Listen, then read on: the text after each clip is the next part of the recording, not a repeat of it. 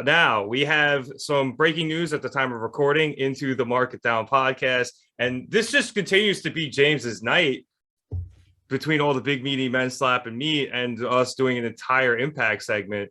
But Jeff Hardy has confirmed in an interview that he will be signing with AEW once his 90-day waiting period expires.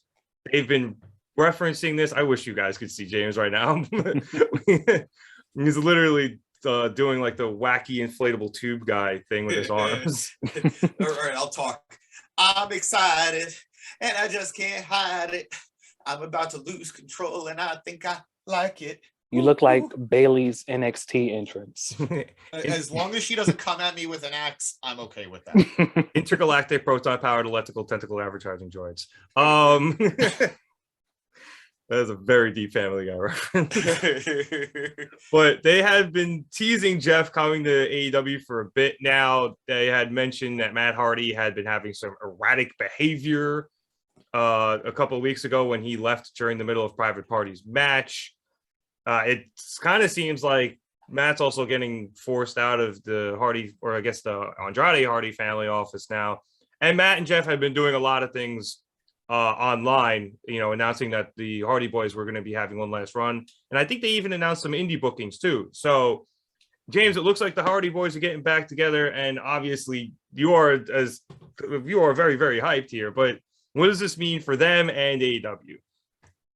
I think everybody benefits in this situation except for Danny, but he's not here, so I can be happy. Jeff Hardy, who was all tests came out negative for Jeff. He was not on any substance. He does not seem to have fallen off the wagon again. He's in good spirits. He's in a good mental state. Jeff Hardy is going to be wrestling in a new company with new competition. He'll be back with his brother, Matt, who has been, I don't want to say floundering in AEW, but hasn't really been anybody's favorite segment on the show lately with the Hardy family office. Matt and Jeff are benefiting.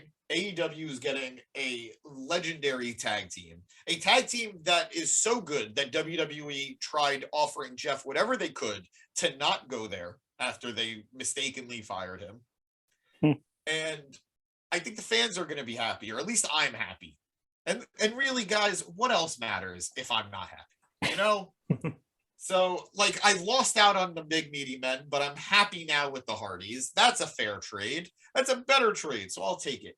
The Hardys have announced this reunion tour on the Indies. I already have tickets for a show. I'm going to see them in April. I'm excited. So March, I believe, 6th, March 9th, whatever. It's a 6 or a 9, whatever, 69. It just needed to be said. I'm sorry. Well, I know, excited. Yeah. I'm excited, and I'm not ashamed of it, okay? Support me. Support me. Where the hell is Danny when we need him? So, oh my God, this is what happens when Danny's gone. I just go crazy. There's nobody to check you. But I am seriously, I'm very happy for Jeff. We all kind of knew it was coming, but I'm glad to hear that that's what his intention is. And let's just see what happens next. Yeah, this is really hyped. I think, Chad, that there's a lot of good new matchups for Jeff in AEW, not just, the tag champs, but I mean, they can go up against guys like FTR. They can face the Bucks again. They can face the Lucha Brothers again once Phoenix gets healthy. There is a myriad of possibilities. Obviously, I think they're going to probably facing Private Party at some point. There's just so much that they can do there. Absolutely. I'm going to preface this by saying, Daniel Hernandez, you might as well fast forward, because I as well, I'm excited. I'm with you, James. I'm doing all the taunts and shit. I love Jeff Hardy. I've always loved Jeff Hardy. I feel like as of late in WWE, he has not missed a step. So my nephew, who's 7 years old, is going to be excited about this. He's been asking me, where's Jeff Hardy? Where's Jeff Hardy? So to me, that's just the moment I needed. That makes everything much better for me. The best part about this is, I think James will agree, is that my boy is healthy. Yes. The negative test, I think, speaks volumes. That to me was the most important part. I'm glad he didn't fall off the wagon. With that being said, I think now he's going to punch into a gear that he hasn't been in with this freedom, this newfound freedom he has in AEW. Like you said, it's a list and a list. Who doesn't want to wrestle Jeff Hardy at this point in time? Like, honestly, any casual fan, anybody who doesn't know anything about wrestling knows who the fuck Jeff Hardy is. It is great. I feel like they're going to book him strong because AEW is great with their booking. I want to see tag matches, him as a single star, everything. I just want to see Jeff Hardy on my screen. Sorry, Danny. Get over it. Yeah, there's some good single matches that he can go after too. That I think would be awesome. Honestly, I wouldn't even mind if he wrestled Christian one night. Like, it'd be great. Allen. Yeah. Oh, Darby would be awesome. Allen. Just keep him away from Sting. I think we're all in agreement. Just keep him away from Sting. Like, for Sting's benefit, for Jeff's benefit. I could do without. Yeah. Sting at this point is at his best in those tag matches where he's got two other really good wrestlers to help him through everything. And I think just at where Jeff and Matt are in their careers, they're not exactly the guys to help carry him through a match. But no, I'm not saying it as a knock. I'm just saying, like, you know what I mean. I get you. But I don't like it. But three older gentlemen in a ring together aren't exactly going to put on, a 5-star classic. True. But I'm also holding out. Everybody watch Hold for Everything. Shameless plug. I'm also holding out for a slight transformation from Matt. Please. I am so done with big money Matt. Yeah. I figure they'll do, classic Hardy Boys Matt, but I would love to see another version. He knows what I mean. Yeah. Come on. It'd be interesting to see if they do the broken Matt stuff again, just because it didn't work in the beginning. Now, granted, I think a lot of that had to do with there was no crowds, and the other part of it is like AEW is a lot more like grounded, I think, than WWE. Like, they don't really do the magic and spooky powers stuff. So, like, Matt teleported that one time when he showed up, but it just, I don't know, it didn't feel like it worked. So maybe they go after it again with crowds and see if that flies. Otherwise, you can just stick with a classic Hardy Boys run and just. They are planting the seeds that Matt is sort of losing it a little bit. That's why I think it'll be so smart to just dive in. I think it's possible. I wouldn't mind it, but I think if he was a little more crazy and a little less paranormal, for lack of a better phrase, it would probably be better than it was on in TNA and Ring of Honor and stuff. Whoa. Well, first of all, not TNA, excuse me. Was he Impact? Were they not in? It was a little bit of A, a little bit of B.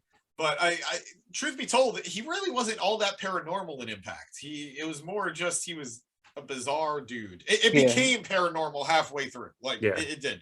But it didn't start that way. The Lake of Reincarnation and shit like that. Well, all right, that's not paranormal. That's just North Carolina.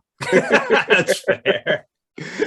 And to be honest, I'm missing some of the mystique and supernatural. We haven't seen Abaddon in who knows how long. Statlander's not doing as much as she can be doing. Come on, bring it. Undertaker's going into the Hall of Fame. Let's go. Bring all this mystic shit out. Luchasaurus is a dinosaur, and they, acknowledge his stuff as such. So I do think the best thing for Jeff with all of this in terms of continuing to wrestle is, depending on how many indie dates he takes, he won't be at the rigorous WWE pace in AEW. They have so many shows and house shows, and he's wrestling all so much that going to AEW's slower schedule, where they're pretty much wrestling once a week, maybe the occasional Dark Elevation, although I doubt Jeff would be wrestling on something like that. Or, if Rampage goes live on a Friday like it does occasionally. And even then, when he's on Dynamite Rampage, he's probably not going to be wrestling every week. So this is definitely going to be better for his health and maybe even his longevity. He might be able to take an extra year or two out of this. With you saying that brought me back to WWE again, which I think is another reason. Sorry, Eric and Danny, forewarning. Which also makes it not stupid, but just a little foolish if they unify these titles. I don't think they realize how much they literally beat these champions up. I mean, we can say what we want. Roman's had a vigorous schedule and he's only on SmackDown. So I think it does too much. It wears on the talent. Nobody wants to be beat up that badly. I'm with you. I think Jeff Hardy is healthier, freer, more space to evolve and elevate at AEW. And I think WWE should stick to the same kind of schedule if they can. Yeah, I agree. I like AEW's schedule for both the health reasons of the wrestlers and the fact that, like, sometimes when you take people off TV for a bit, it's good for their character because we're like, oh, where are they? I want to see them again. They haven't been around for a while. When then they come back, you get huge pops and everyone's really excited. And it just gives, it gives characters a chance to breathe, instead of them constantly being, slammed into our faces. Literally. Yeah, I just think, the one thing with this Matt and Jeff thing, though, is Jeff is clean, but we just got to make sure the Young Bucks clear Matt Hardy there after his piss test on Monday on BTE, and we'll all be good. That erratic behavior, man, it's worrisome. Well, I mean, Matt Jackson, tried it, took a sip, so hopefully he'll be able to discern what was in there and everything was clean.